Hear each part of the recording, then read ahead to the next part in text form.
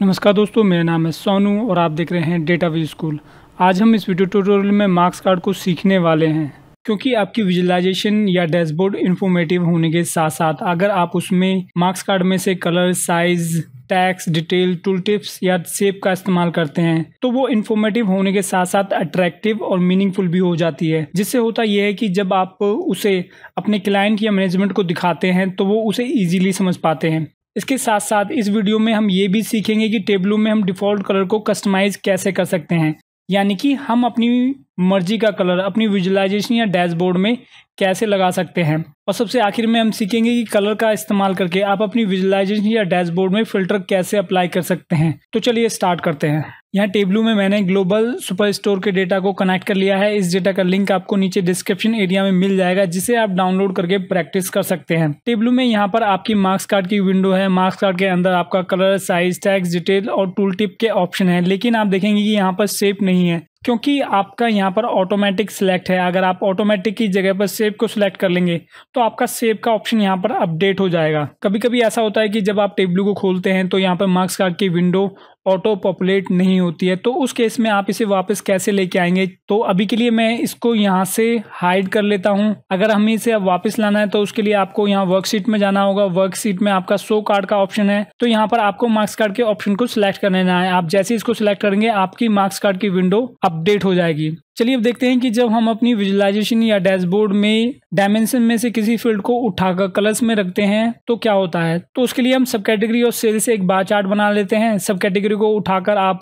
Columns में drop कर दें, उसके बाद सेल्स को उठाकर रोज में ड्रॉप कर दें, तो आपका यहाँ पर बार चार्ट बन गया है। इस बार चार्ट को हम डिसेंडिंग ऑर्डर में सॉर्ट कर लेते हैं। अब मुझे वर्टिकल बार चार्ट नहीं चाहिए, इसकी जगह पर मुझे हॉरिजॉन्टल बार चार्ट चाहिए। तो उसके लिए आप यहाँ स्वैप बटन पर क्लिक करेंगे तो आपके vertical bar chart horizontal bar chart में कन्वर्ट हो जाएंगे। अब मैं ये देखना चाहता हूँ कि मेरी ये सब कैटेगरी किस कैटेगरी से बिलोंग करती हैं, तो उसके लिए मैं यहाँ कैटेगरी को उठाकर कलर में ड्रॉप कर दूंगा। तो आप देखेंगे आपकी विजुअलाइजेशन में दो अंतर आए हैं। पहला, यहाँ पर कैटेगरी के सामने कलर का सिंबल बन चुका है। इसका मतलब ये है कि आपने कैटेगरी को कलर में यूज किया है। और उसके बाद आप यहाँ देखेंगे कि आपकी जो सब कैटेगरी टेक्नोलॉजी से बिलोंग करती है उसके लिए रेड कलर है, और जो कैटेगरी आपकी ऑफिस सप्लाई से बिलोंग करती है उसके लिए आपका ऑरेंज कलर है। इसी तरीके से जो कैटेगरी आपकी फर्नीचर से बिलोंग करती है उसके लिए यहाँ पर येलो कलर है। आप इन कलर को पूरी तरीके से कस्टमाइज कर सकते हैं। तो इसे करने के आपके पास दो तरीके हैं। टेबलों में किसी भी एक चीज को करने के लिए कम से कम दो तरीके हैं। तो पहला तरीका आपके पास यहाँ पर है। आप यहाँ डाउन ट्रायंगल पर क्लिक करें तो आपके सामने ये विंडो आएगी, जिसमें आपको एडिट कलर्स पर क्लिक करना है। तो आपके सामने ये विंडो आने वाली है जिसमें आप अपनी मर्जी के कलर असाइन कर सकते हैं। तो अभी के लिए मैं इसे कैंसिल कर देता हूँ, क्योंकि मैं आपको दूसरा तरीका भी दिखाना चाहता हूँ। उसके लिए आपको यहाँ कलर्स पर क्लिक करना होगा। तो आपके सामने ये विंडो आएगी, इसमें आपको एडिट कलर्स पर क्लिक करना है। तो आपके सामने वही विंडो खुलकर आई जो आपको यहाँ से सिलेक्ट करने पे आ रही थी। अब आप चाहते हैं कि आपको फर्नीचर के लिए ब्लू कलर नहीं चाहिए, आप इसके लिए कोई दूसरा कलर चाहते हैं, तो आप फर्नीचर को सिलेक्ट करें और इनमें से जो भी कलर आप चाहते हैं उसको सिलेक्ट कर लें। जैसे मैं फर्नीचर के लिए ग्रीन चाहता हूं तो मैं ग्रीन को सिलेक्ट कर लूंगा, और जैसे इसको सिलेक्ट करूंगा यहाँ पे फर्नीचर के लिए ग्रीन कलर असाइन हो चुका है।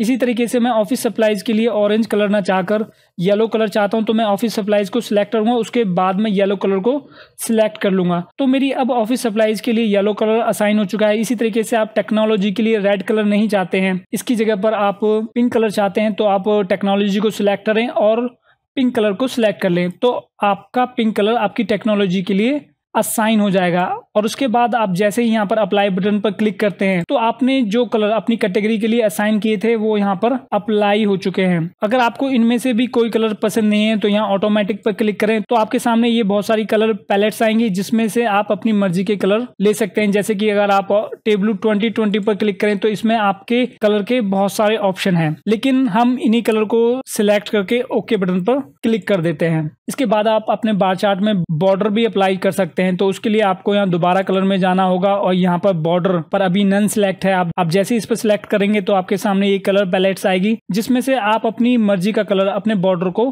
दे सकते हैं। जैसे कि मैं यहाँ पर ब्लैक कलर को सिलेक्ट करूंगा और जैसे मैं इसको सिलेक्ट करूंगा तो मेरे बार चार्ट के बॉर्डर में ब्लैक कलर असाइन हो चुका है। इसके बाद अगर आप इनमें से कोई कलर चाहते हैं तो अपनी मर्जी का कलर चूज कर सकते हैं। अगर आपको इनमें से भी कोई कलर पसंद नहीं है तो यहाँ पर मोर पर सिलेक्ट करें तो आपके सामने एक कलर की विंडो खुल के आएगी, जिसमें आप अपनी मर्जी के कलर सिलेक्ट कर सकते हैं। अगर आपके पास कलर का हैश कोड है तो आप उसको यहाँ पेस्ट मारें तो आपका वो कलर आपके बॉर्डर पर अप्लाई हो जाएगा। तो मैं ब्लैक को ही सिलेक्ट रहने देता हूँ। तो आपने देखा कि आप अपनी मर्जी का कलर अपनी विजुअलाइजेशन में कैसे लगा सकते हैं। तो चलिए अब देखते हैं कि जब आप मेजर्स में से किसी फील्ड को उठाकर कलर में रखते हैं तो क्या होता है। तो उसके लिए मैं यहाँ सीट 1 पर राइट क्लिक करूंगा और इस सीट को डुप्लीकेट कर लूंगा। तो मेरी सीट 1 अब यहाँ पर डुप्लीकेट हो चुकी है। यहाँ पर वही विजुअलाइजेशन है जो हमने सीट 1 में बनाई थी। अब हम क्या करेंगे, हम कैटेगरी को उठाकर यहाँ खाली जगह पर ड्रॉप कर देते हैं, जिससे हमारा कलर हमारी विजुअलाइजेशन से हट जाएगा। अब मैं यहाँ पर मेजर्स में से प्रॉफिट को उठाकर कलर में ड्रॉप कर देता हूँ। तो आप देखेंगे कि आपकी विजुअलाइजेशन को एक ग्रेडियंट कलर मिल चुका है, जिसमें आपका जहाँ पर प्रॉफिट ज्यादा है वहां पर आपका डार्क ब्लू है, और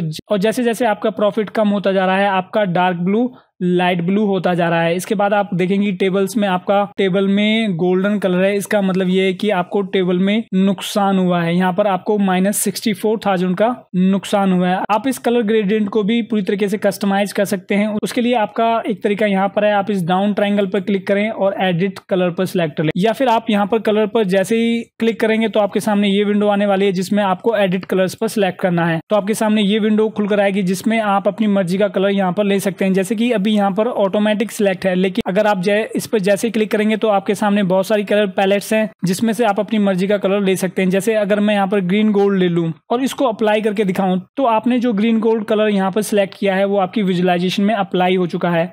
आप देखेंगे जहां पर आपका प्रॉफिट ज्यादा है वहां पर आपका डार्क ग्रीन है, और जैसे जैसे प्रॉफिट कम होता जा रहा है तो वहां पर आपका डार्क ग्रीन लाइट ग्रीन होता जा रहा है। लेकिन आप देखेंगे कि टेबल्स में आपका गोल्ड है तो यहाँ पर आपको नेगेटिव प्रॉफिट हुआ है। उसके बाद आपके पास यहाँ पर स्टेप का ऑप्शन है जो अभी यहाँ पर डिसेबल है, लेकिन आप जैसे इस पर चेक करते हैं तो आपका यहाँ पर स्टेप एनेबल हो जाता है। आप देखेंगे कि यहाँ पर 5 सिलेक्ट है, और आप देखेंगे कि आपकी ग्रीन गोल्ड में 5 छोटे छोटे ब्लॉक्स बन चुके हैं। आप जैसे ही इस पर अप्लाई करेंगे तो आप देखेंगे कि आपकी विजुअलाइजेशन में हल्का सा फर्क पड़ा है। अगर आपको ज्यादा स्टेप चाहिए या कम चाहिए तो आप यहाँ पर कम ज्यादा कर सकते हैं। इसके बाद आप देखेंगे कि आपका यहाँ पर रिवर्स का ऑप्शन है। आप जैसे ही रिवर्स पर क्लिक करेंगे तो आपके कलर आपस में रिवर्स हो जाएंगे। तो जहां पर आपका प्रॉफिट कम है आपका डार्क ग्रीन होगा, और जहां पर आपका प्रॉफिट ज्यादा है वहां पर आपका गोल्ड होगा। और जैसे ही आप इस पर अप्लाई करते हैं तो ये इफेक्ट आपकी विजुअलाइजेशन में अप्लाई हो जाता है। इसके बाद आपके पास यहाँ एडवांस का ऑप्शन है जिसमें स्टार्ट और एंड है। अगर आप चाहते हैं कि आपकी विजुअलाइजेशन किसी स्पेसिफिक नंबर से स्टार्ट हो तो आप उस नंबर को यहाँ पर एंटर कर सकते हैं। मेरी जो विजुअलाइजेशन है वो 10,000 से स्टार्ट हो तो मैं 10,000 इनपुट कर दूंगा। उसके बाद अप्लाई करूंगा तो मेरी जो विजुअलाइजेशन है उसमें अब कलर जो है 10,000 से स्टार्ट है। इसी तरीके से एंड है। आप चाहते हैं कि आपका जो कलर है किसी स्पेसिफिक नंबर पर एंड हो जाए तो आप वो न्यूमेरिक वैल्यू यहाँ पर डाल सकते हैं। इसके बाद अप्लाई कर दें तो उसके बाद आपने जो चेंजेस यहाँ पर किए हैं वो यहाँ पर अप्लाई हो जाएंगे। ओके पर क्लिक कर दें तो आपने देखा कि आप जब मेजर्स में से किसी फील्ड को कलर में इस्तेमाल करते हैं तो किस तरीके का इफेक्ट आता है और क्या बदलाव आते हैं। तो चलिए अब देखते हैं कि हम अपनी विजुअलाइजेशन या डैशबोर्ड को कलर से फिल्टर कैसे कर सकते हैं। तो उसके लिए मैं यहाँ पर एक नई सीट क्रिएट कर लूंगा। मैं जैसे ही इस प्लस बटन पर क्लिक करता हूँ तो मेरी एक नई सीट बन जाती है। इसके बाद हम दोबारा वही बार चार्ट बना लेते हैं, लेकिन इस बार हम बिना ड्रैग एंड ड्रॉप किए बनाएंगे। तो उसके लिए मैं सबसे पहले सेल्स पर डबल क्लिक करूंगा तो मेरा एक बार चार्ट बन गया। उसके बाद मैं सब कैटेगरी पर डबल क्लिक करूंगा तो हमारा वही बार चार्ट बन गया जो हमने ड्रैग एंड ड्रॉप करके बनाए थे। यहाँ पर आपको एक चीज ध्यान रखनी है कि मैंने यहाँ पर सबसे पहले मेजर्स में से सेल्स पर डबल क्लिक किया था, उसके बाद मैंने सब कैटेगरी को सिलेक्ट किया था। लेकिन जब आप सब कैटेगरी को पहले सिलेक्ट करेंगे उसके बाद आप सेल्स को सिलेक्ट करेंगे तो क्या बनेगा आप उसे बनाकर देखें और नीचे कमेंट बॉक्स में जाकर बताएं कि आपका क्या बना है। इसके बाद मैं इन बार चार्ट को डिसेंडिंग ऑर्डर में सॉर्ट कर लेता हूँ और स्वैप कर लेता हूं। अब मैं देखना चाहता हूं कि मेरी किस मार्केट में इन सब कैटेगरीज की कितनी सेल हुई है। तो उसके लिए मैं यहां पर मार्केट को उठाकर कलर में ड्रॉप कर दूंगा। आप देखेंगे आपकी सब कैटेगरी को आपके मार्केट के अकॉर्डिंग कलर असाइन हो चुका है। आप देखेंगे कि अफ्रीका के लिए यहाँ पर ब्लू कलर है, एपैक के लिए ऑरेंज कलर है और कनाडा के लिए यहाँ पर रेड कलर है। इसी तरीके से यूएस और लैटाम के लिए भी अलग अलग कलर असाइन हो चुके हैं। आप बार के साइज और कलर को देखकर बता सकते हैं कि उस मार्केट में उस सब कैटेगरी की कितनी सेल हुई है। आप जैसे यहाँ पर अफ्रीका पर क्लिक करेंगे तो आपकी इन सब कैटेगरीज में अफ्रीका की ही सेल्स दिखाई दे रही है, लेकिन पीछे आपको बैकएंड में दिखाई दे रहा होगा कि और कैटेगरीज भी दिखाई दे रही हैं। अगर आप चाहते हैं कि आपको सिर्फ अफ्रीका का ही डेटा इस विजुअलाइजेशन में दिखाई दे तो उसके लिए आप जैसे ही अफ्रीका पर क्लिक करेंगे तो आपके सामने यहाँ पर दो ऑप्शन आने वाले हैं, कीप ओनली और एक्सक्लूड। आप जैसे कीप ओनली पर सिलेक्ट करेंगे तो अब आपकी विजुअलाइजेशन में यहाँ पर अफ्रीका का ही डेटा शो कर रहा है। इसके बाद देखेंगे कि आपका मार्केट का फिल्टर यहाँ पर अनेबल हो चुका है। आप जैसे ही इसे पकड़कर यहाँ खाली जगह पर ड्रॉप करेंगे आपकी विजुअलाइजेशन दोबारा अपनी पुरानी स्टेज में आ जाएगी। इसके बाद अगर आप किन्हीं 2 या 2 से ज़्यादा मार्केट को यहाँ अपनी विजुअलाइजेशन में देखना चाहते हैं तो उसके लिए आपको कंट्रोल दबा कर रखना है। फिर उसके बाद अपनी मार्केट को सिलेक्ट कर लेना है। जैसे मैं अफ्रीका को सिलेक्ट कर लेता हूँ, उसके बाद मैं यूएस को सिलेक्ट कर लेता हूँ और कनाडा को सिलेक्ट कर लेता हूँ। तो जैसे ही सिलेक्ट करूंगा तो आपके सामने ये विंडो खुल आने वाली है जिसमें आपका कीप ओनली का ऑप्शन है और एक्सक्लूड का ऑप्शन है। अगर आप कीप ओनली को सिलेक्ट करेंगे